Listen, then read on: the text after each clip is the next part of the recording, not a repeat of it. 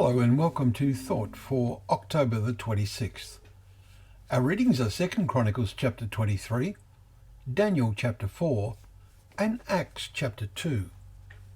And our thought is, so those who received his word were baptized. What is it to receive God's word? Countless millions have read God's word, and if you go back into ancient history, the world before Noah, his wife and family turned right away from God. Soon the descendants of Noah were turning away again, resulting in God confounding human languages at Babel, a word which is significantly translated into Greek as Babylon. Then God saw in the man Abraham a man of true faith. God had many dealings with him, and we read 2 days ago in 2 Chronicles chapter 20, the prayer of King Jehoshaphat as he stood before the assembly and made an impassioned prayer to the Lord, saying they were the descendants of Abraham your friend, in verse 7.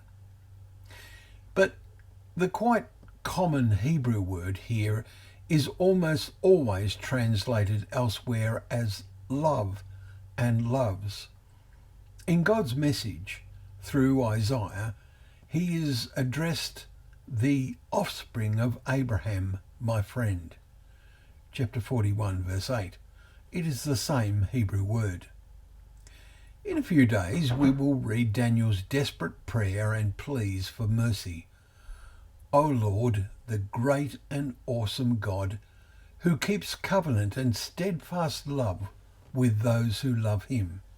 Chapter 9, verses 3 to 4. The word love is the same Hebrew word.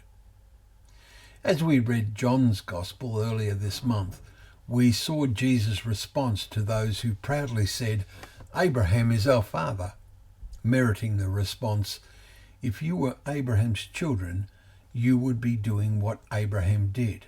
Chapter 8, verse 39.